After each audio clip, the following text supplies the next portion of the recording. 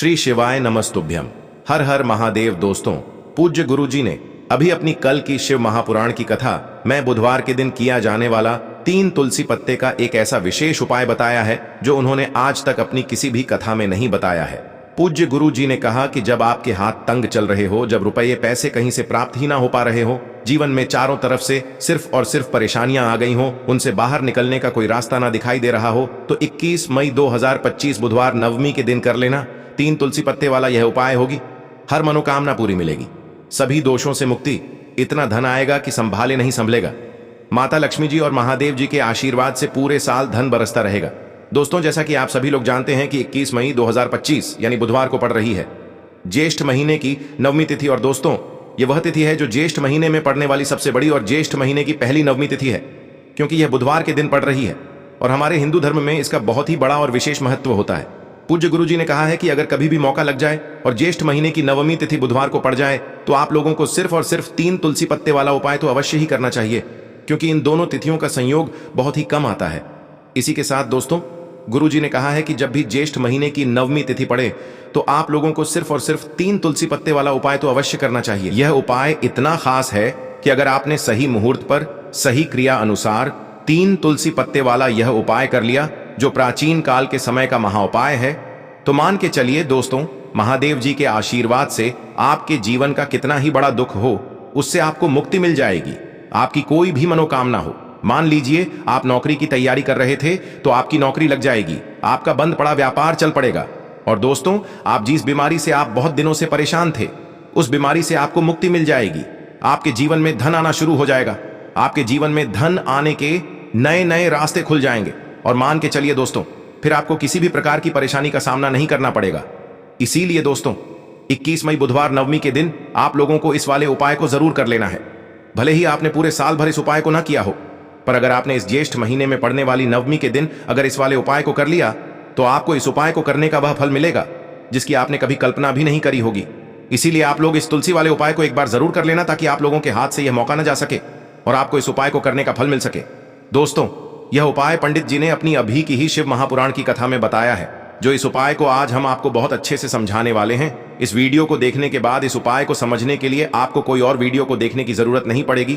तो दोस्तों, इस उपाय को आपको कैसे करना है, कब करना है, कहां पर करना है, और उपाय को करते समय आपको किन किन गलतियों को नहीं करना है और आपको किन किन बातों का ध्यान रखना है, ये सारी जानकारी हम आपको इस वीडियो में देंगे। तो चलिए भक्तों, उपायों को शुरू करते हैं। अगर आप भी चाहते हैं कि महादेव जी का आशीर्वाद आप पर सदैव बना रहे तो वीडियो को लाइक करें, चैनल को सब्सक्राइब करें और कमेंट बॉक्स में हर हर महादेव जरूर लिखें। और अपने फायदे के लिए, गरीबी दूर करने के लिए इस वीडियो को पूरा देखकर जाना। यदि आज आपने वीडियो को बीच बीच में से देखा, काट काट कर देखा, तो जीवन में आपको कभी सफलता हासिल भी नहीं होगी। देखिए दोस्तों, ये 21 मई बुधवार नवमी का दिन ये इतना खास होता है, इतना महत्वपूर्ण होता है। देखा गया है कभी कभी बड़े बड़े पूजा पाठ अनुष्ठान से जो मनोकामना पूर्ण नहीं होते, वह 21 मई बुधवार के दिन एक छोटे से उपाय करने से ही आपकी मनोकामना पूर्ण हो जाती है। अब हम समझते हैं इस वाले उपाय को हमें करना किस समय है। इस 3 तुलसी पत्ते वाले उपाय को हमें इस बुधवार नवमी के दिन करना किस समय है। तो देखिए, इस उपाय को करने का जो समय है वह सुबह का समय है और शाम का समय भी है।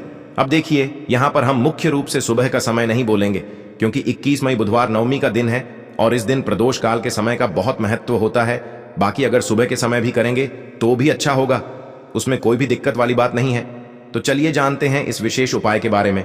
लेकिन उससे पहले एक प्रार्थना, अगर आप इस चैनल पर नए हैं तो आप इस वीडियो को लाइक करें, चैनल को सब्सक्राइब करें और कमेंट बॉक्स में आप अपनी राशि या अपना नाम जरूर डाल दें, क्योंकि हम राशि से जुड़ा भाग्य भी बताते हैं और भाग्य में चल रही परेशानियों को दूर करने के लिए वह आसान से आसान उपाय भी बताते हैं। तो चलिए अब हम अपने सबसे पहले उपाय की बात कर लेते हैं। देखिए, ज्येष्ठ मास के दिनों में विशेषकर भगवान शिव और माता पार्वती और विष्णु भगवान का पूजन किया जाता है।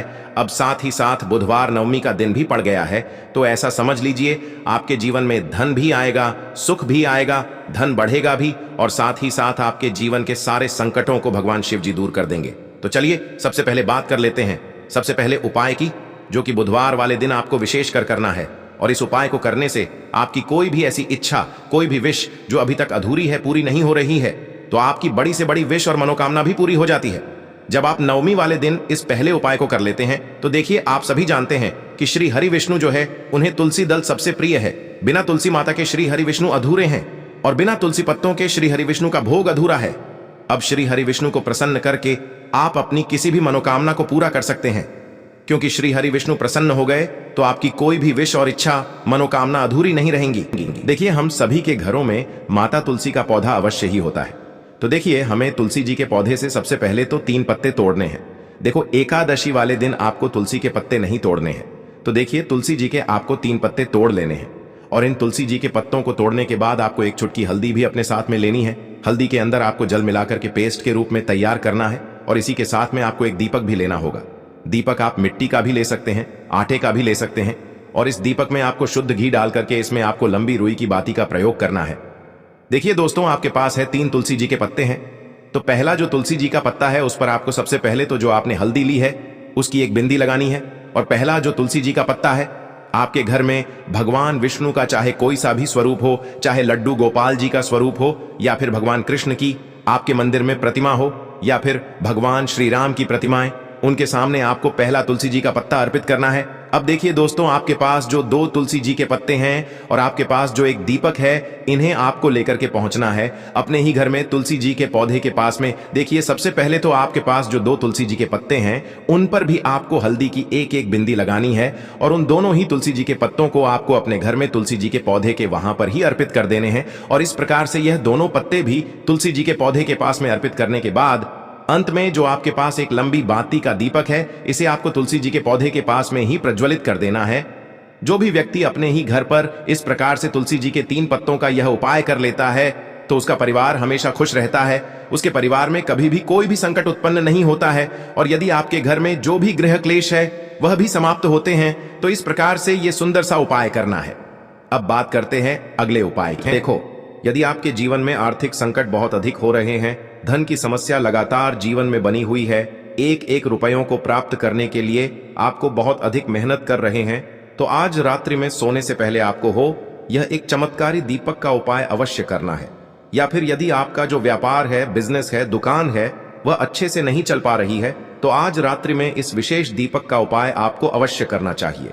देखो दोस्तों, दीपक हमारे घर में सभी नकारात्मक शक्ति को बाहर करता है। यह उपाय आपको साल में केवल एक बार करने का ही मौका मिलता है। देखिए, इस उपाय के लिए आपको तुलसी जी की जो सूखी लकड़ी होती है उसे ले लेना है। देखिए दोस्तों, यदि आपके पास पुरानी तुलसी जी की लकड़ी है तो उसे आप ले सकते हैं और यदि आपके घर में तुलसी जी जो लकड़ी है वह सूखी हुई है तो उसकी लकड़ी आप तोड़ करके इस्तेमाल कर सकते हैं। लेकिन आपको ध्यान रखना है कि सूर्यास्त से पहले पहले ही आपको यह जो तुलसी जी की लकड़ी है इससे अवश्य ही तोड़ लेना है। तो इस उपाय के लिए आपको सबसे पहले तो एक मिट्टी का दीपक लेना होगा। चाहे तो आटे का दीपक भी ले सके, क्योंकि आटे का दीपक सभी दीपक में सर्वोत्तम माना गया है। इस दीपक के अंदर आपको शुद्ध घी का प्रयोग करना होगा और इससे दीपक के अंदर आपने जो तुलसी जी की लकड़ी ली है उसे भी रख देना है। लेकिन ये जो तुलसी जी की लकड़ी है इसमें आपको चारों तरफ अच्छे से घी लगा लेना है। देखिए, गुरु जी ने बताया है कि जो तुलसी जी की लकड़ी है, यदि आप उपाय करते हैं और बहुत ही शीघ्रता से जल जाती है तो इसके लिए आपको एक कार्य करना है। आपको थोड़ी सी रुई ले लेनी है और उस रुई को आपने जो तुलसी जी की लकड़ी ली है उस पर अच्छे से चारों तरफ लपेट देनी है। तुलसी जी की लकड़ी के ऊपर रुई लपेटने के बाद इसे आपको पूरा घी के अंदर डुबो लेना है। अब इसे आपको बाती के रूप में प्रयोग करना है। अब दोस्तों, इस दीपक को आपको प्रज्वलित कहाँ करना है? तो इस दीपक को आपको या तो भगवान विष्णु के सामने प्रज्वलित करना होगा या फिर आपको भगवान श्री राम के सामने प्रज्वलित करना होगा या फिर भगवान कृष्ण के सामने, यानी कि भगवान विष्णु के जो भी अवतार हैं उनके सामने आप ये दीपक प्रज्वलित कर सकते हैं। या फिर आप इस दीपक को माता तुलसी जी के सामने भी प्रज्वलित कर सकते हैं। पूज्य गुरु जी ने बताया है कि जो भी व्यक्ति इस प्रकार से तुलसी जी की डंडी से यह दीपदान कर देता है उसके जीवन में कभी भी धन की समस्या नहीं होती है। इसीलिए आपको यह पूरे साल में केवल एक बार ही मौका मिलता है। इस उपाय को करके देखना, आपकी सभी इच्छाएं जरूर पूर्ण होंगी। यह जो उपाय है रात्रि में सोने से पहले करना है। यह उपाय आपके लिए सर्वश्रेष्ठ होने वाला है। देखिए, इस उपाय के लिए आपको मात्र 5 हरे मूंग के दाने ले लेना है। देखिए, तिथि है और ये बुधवार के दिन पड़ रही है, इसीलिए आपको 5 हरे मूंग के दाने लेना है। हरे मूंग के दाने आपको साबुत लेने हैं, खंडित नहीं होने चाहिए। इस बात का ध्यान रखें। और इसी के साथ में आपको एक तांबे के पात्र के अंदर अपने घर से शुद्ध जल ले लेना है। अब दोस्तों, इन सभी सामग्रियों को लेकर के आपको सीधे पहुंच जाना है भगवान शिव के मंदिर में। देखिए, इस उपाय को भी आप सुबह भी कर सकते हैं और शाम के समय में भी कर सकते हैं।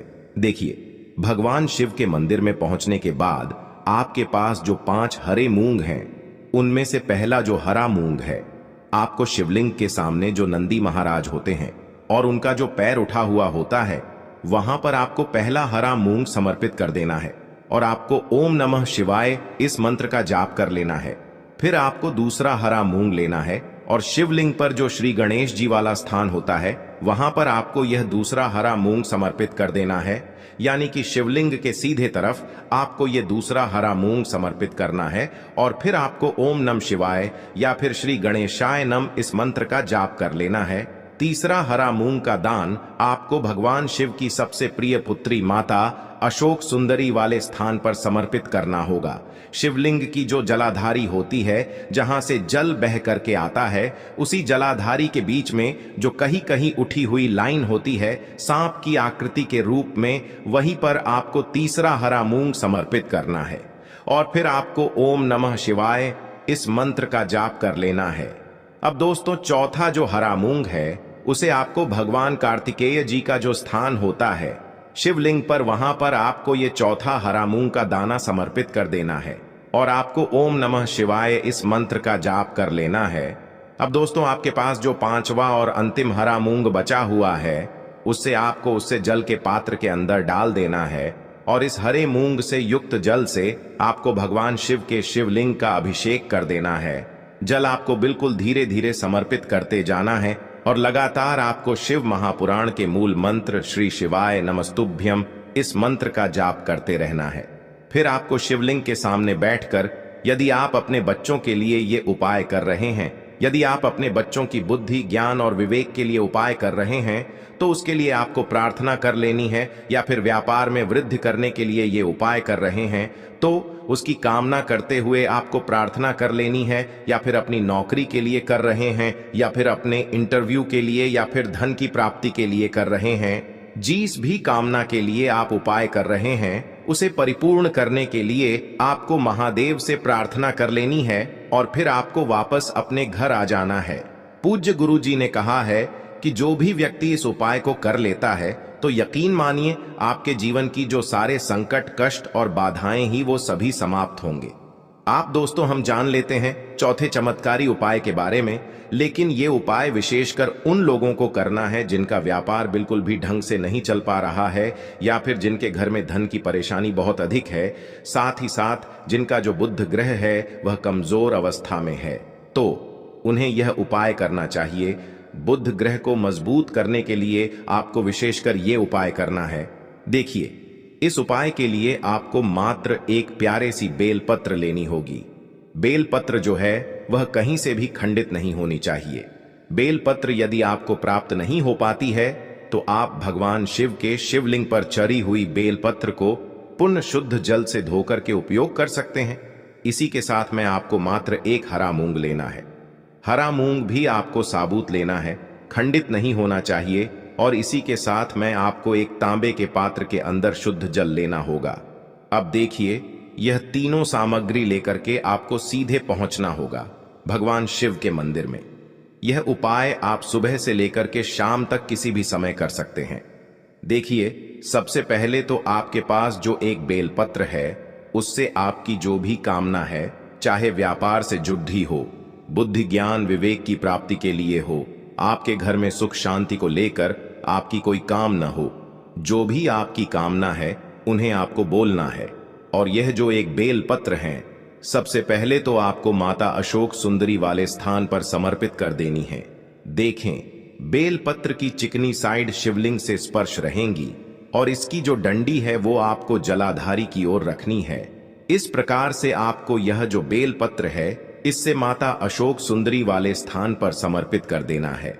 अब दोस्तों, आपके पास जो एक हरा मूंग का दाना है, उससे आपको आपकी जो भी कामना है उसे बोलते हुए उस हरे मूंग दाने को आपको उसे जलपात्र के अंदर डाल देना है।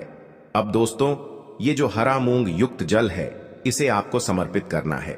आपकी जो भी कामना है, चाहे आपका जो व्यापार है वह अच्छे से नहीं चल पा रहा है, तो इस प्रकार से आपको कामना करनी है। और यह जो हरी मूंग से युक्त जल, इसमें से थोड़ा सा जल सबसे पहले तो आपको भगवान श्री गणेश जी वाला स्थान पर समर्पित करना है। फिर थोड़ा सा जल आपको माता अशोक सुंदरी वाले स्थान पर समर्पित करना है और फिर जो अंत में थोड़ा सा जल और बचेगा उसे पूरा आपको भगवान शिव के शिवलिंग पर धीरे धीरे अर्पित कर देना है, श्री शिवाय नमस्तुभ्यम इस मंत्र का जाप करते हुए। तो इस प्रकार से आपको थोड़ा थोड़ा जल समर्पित करना है। थोड़ा सा जल आपको भगवान गणेश जी वाले स्थान पर, फिर माता अशोक सुंदरी वाले स्थान पर, फिर अंत में भगवान शिव के शिवलिंग पर अर्पित कर देना है। आपकी जो भी समस्या होगी वह विघ्नहर्ता आपकी समस्या को समाप्त जरूर करेंगे। अब हम बात कर लेते हैं तीसरे उपाय की। के लिए आपको लेना है 11 चावल के दाने। गुरु जी ने कहा है चावल के दाने खंडित नहीं लेने हैं, बिल्कुल साबुत होने चाहिए। उसके साथ में आपको लेना है एक बेलपत्र। बेलपत्र का भी एक नियम है, अगर आपके पास बेलपत्र नहीं है तो आप शिवलिंग से उठाकर उसको पुनः शुद्ध जल से धोकर इस्तेमाल कर सकते हैं। इस प्रकार आपको बेलपत्र लेना है। इसके बाद आपको एक लोटा जल लेना है। अब ये सब सामग्री लेकर आपको जाना है महादेव के मंदिर में। देखो, अब आपको उत्तर साइड में खड़े हो जाना है और सबसे पहले आपको एक बेलपत्र अपने हाथ पर और 11 चावल दाने रखकर शिवलिंग के ऊपर अपना नाम और गोत्र बोलते हुए समर्पित कर देना है और ओम नमः शिवाय श्री शिवाय नमस्तुभ्यं का लगातार जाप करना है। अब आपको जो एक लोटा जल साथ में लेकर आए थे उसे धीरे धीरे बेलपत्र और चावल दाने के ठीक ऊपर आपको समर्पित करते जाना है और शिव पुराण के मूल मंत्र श्री शिवाय नमस्तुभ्यं का 11 बार जाप करना है और अपनी मनोकामना बोलते जाना है। देखो, बस छोटा सा उपाय करना है, देखना एक दिन आपके सब काम बनने लग जाएंगे। गुरु जी का बहुत ही विशेष उपाय है। चलते हैं तीसरे उपाय की तरफ। को लेना है एक गोल बाती का दीपक। आप चाहें तो मिट्टी का ले सकते हैं या फिर घर से शुद्ध आटा मढ़कर उसका दीपक आप तैयार कर सकते हैं। इसके बाद आपको लेना है शुद्ध गाय का घी। अगर वो नहीं है तो कोई भी देसी घी इस्तेमाल कर सकते हैं जिससे आपको दीपक प्रज्वलित करना है। देखो, अब ये सब सामग्री लेकर आपको जाना है प्रदोष काल में आपके घर पर तुलसी जी के घेरे के पास में। देखो, ये उपाय तो आपको अवश्य करना है। देखो, वहां पहुंचकर सबसे पहले वो दीपक आपको प्रज्वलित कर देना है और ओम नमो भगवते वासुदेवाय नमः का 11 बार जाप करना है। उसके बाद आपको अपने सीधे हाथ में थोड़ी हल्दी लेकर उस दीपक में अपना नाम और गोत्र बोलते हुए डाल देना है। उसके बाद माता लक्ष्मी से आपको प्रार्थना करना है कि हे महालक्ष्मी, हमारी सभी दुख तकलीफों को दूर करो। हे महादेव, हमारे सब दुख कष्टों को खत्म करो। इस भावना से आपको ये उपाय करना है।